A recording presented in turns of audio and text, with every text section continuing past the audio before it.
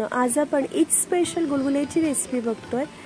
गुलगुले बनवताना सगळ्यात महत्त्वाची गोष्ट आहे ती म्हणजे प्रमाण, पिठाचं आणि गुळाचं योग्य प्रमाण। आज आपण हेच प्रमाण अगदी अचूक बघणार आहोत।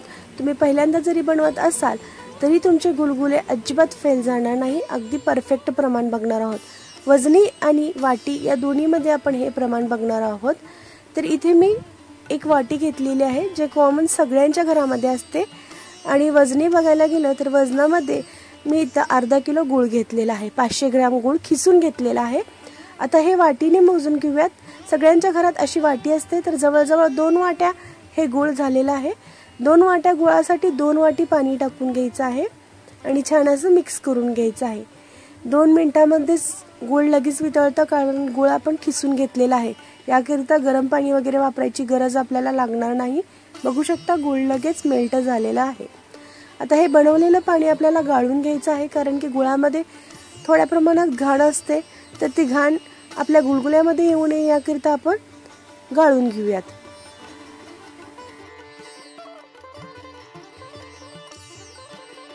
तर अशी थोडीफार घाण असते, ती घाण काढून घेऊयात। यानंतर इथे मी एक पिकलेलं केळ घेतलेलं आहे। मोठ्या आकाराचं केळ आहे, छोटं केळ असेल तर तुम्ही 2 केळ घेऊ शकता। आता हे छान चमच्याने मॅश करून घेऊयात। आता हे मॅश करून घेतलेलं केळ आपल्याला गुळाच्या पाण्यामध्ये टाकून घ्यायचं आहे। त्याचसोबत इथे मी सुकं खोबरं अगदी बारीक आणि पातळ चिरून घेतलेलं आहे, 1 वाटी मी घेतलेला आहे। त्यानंतर 1 वाटी बदाम देखील इथे मी बारीक काप करून घेतलेले आहेत, 1 वाटी काजू देखील बारीक काप करून घेतलेले आहेत। आता ड्रायफ्रुट्स तुमच्या आवडीनुसार कमी जास्त तुम्ही करू शकता। त्यानंतर 2 चमचे रवा, 2 चमचे दही टाकून घ्यायचं आहे आणि अर्धा चमचा इथे खाण्याचा सोडा टाकून घ्यायचा आहे। दही आणि खाण्याच्या सोड्यामुळे छान असे आपले गुलगुले फुलतात। चिमूटभर मीठ टाकून घ्यायचं, 1 चमचा वेलची पूड टाकून घ्यायची आणि 2 चमचे बडीशेप हातावरती अशा पद्धतीने चोळून टाकायची। जसं आपण ओवा भाज्यामध्ये चोळून टाकल्यामुळे ओव्याचा छान स्मेल येतो, त्याच पद्धतीने बडीशेप चोळून टाकली की मस्त अशी स्मेल येते। 2 चमचे खसखस आणि 2 चमचे तूप टाकून घ्यायचे। तुपामुळे अगदी सॉफ्ट असे गुलगुले बनून तयार होतात आणि मीठ वापरल्यामुळे अगदी मस्त चव येते। कोणताही गोड पदार्थ बनवताना मीठ नेहमी थोडंसं टाकत जावा। आता इथे मी गव्हाचं पीठ टाकून घेत आहे। तर सुरुवातीला 2 वाट्या गव्हाचं पीठ टाकून घेतलेलं आहे आणि मिक्स करून घेतलेलं आहे। गव्हाचं पीठ चाळून घ्यायचं नाही, विना चाळता घ्यायचं आहे।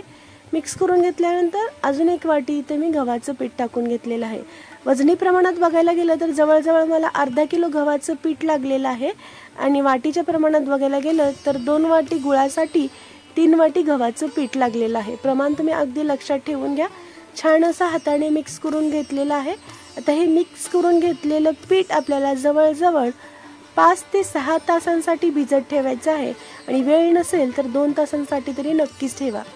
तर इथे मी जवळजवळ 6 तास भिजवून घेतलेलं आहे। आता यापासून गुलगुले बनवून घ्यायचे आहेत। गुलगुले बनवण्याच्या आधी थोडंसं वाटीत पाणी घ्यायचं आणि पाण्यात हात बुडवून घ्यायचं। त्यानंतर अशा पद्धतीने हे मिश्रण हातावरती घ्यायचं, म्हणजे आपल्या हाताला मिश्रण चिटकत नाही। तेल छान गरम करून घ्यायचं आहे आणि त्यानंतरच यामध्ये गुलगुले सोडून घ्यायचे आहेत। आता सुरुवातीला फक्त 4 गुलगुले सोडून घ्यायचे आहेत। फार जण काय करतात, गॅसची फ्लेम मोठी करतात आणि मोठ्या फ्लेमवरती गुलगुले तळून घेतात, गुलगुले वरून करपतात आणि आतून कच्ची राहतात अशा पद्धतीने। तर ही मिस्टेक आपल्याला करायची नाही। तर गुलगुले तळताना नेहमी गॅसची फ्लेम मध्यम ठेवायची आहे, बारीकही ठेवायची नाही आणि मोठीही ठेवायची नाही। जर तुम्ही मंद आचेवरती गुलगुले तळून घेतला तर अगदी कडक आणि वातड असे गुलगुले बनतात आणि मोठ्या आचेवरती तळून घेतला तर अगदी रबर सारखे तोंडात अगदी पिचपिच लागणारे गुलगुले बनून तयार होतात। याकरिता मध्यम आचेवरती छान वरून कुरकुरीत आणि आतून सॉफ्ट होईपर्यंत तळून घ्यायचे आहेत। मस्त रंग येऊपर्यंत यांना तळून घ्यायचा आहे। असा गुलाबजामुन सारखा कलर आला की मग यांना काढून घ्यायचं आहे। तळताना अजिबात गडबड करायची नाही। तर इथे छान गुलगुले तळून झालेले आहेत आणि याच पद्धतीने आपण सगळी गुलगुले तळून घेणार आहोत। तर बघू शकता मस्त अशी आपली वरून कुरकुरीत आतून मऊ अगदी केकची टेस्ट लागणारे गुलगुले बनून तयार झालेले आहेत। हे गुलगुले पूर्णपणे थंड करून घ्यायची आणि त्यानंतरच हवाबंद डब्यामध्ये भरून ठेवायचे आहेत। तुम्ही इथे आवाज ऐकलाच असेल, अगदी वरून कुरकुरीत आणि आतून मस्त ओठाने चावता येतील इतके मऊ असे हे गुलगुले बनून तयार झालेले आहेत। तर पुन्हा एकदा आपण हायलाइट बघून घेऊयात कोणत्या टिप्स आपल्याला इथं फॉलो करायचे आहेत गुलगुले बनवताना। तर पहिली टिप आहे अचूक प्रमाण, जे मी तुम्हाला सांगितलेलं आहे।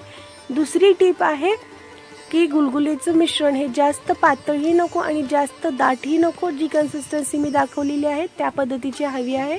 आणि तिसरी टिप म्हणजे तळताना अजिबात गडबड करायची नाही, मध्यम आचेवरती तळायची। फक्त तुम्ही या 3 टिप्स वापरल्या ना तर तुमचे गुलगुले अतिशय भन्नाट चवीचे बनणार आहेत, सगळ्यांना नक्कीच आवडतील। त्यामुळे तुम्ही एकदा ही रेसिपी ट्राय करा आणि तुमची ही रेसिपी फेल जाणार नाही। रेसिपी बनवून मला फीडबॅक द्यायला विसरू नका।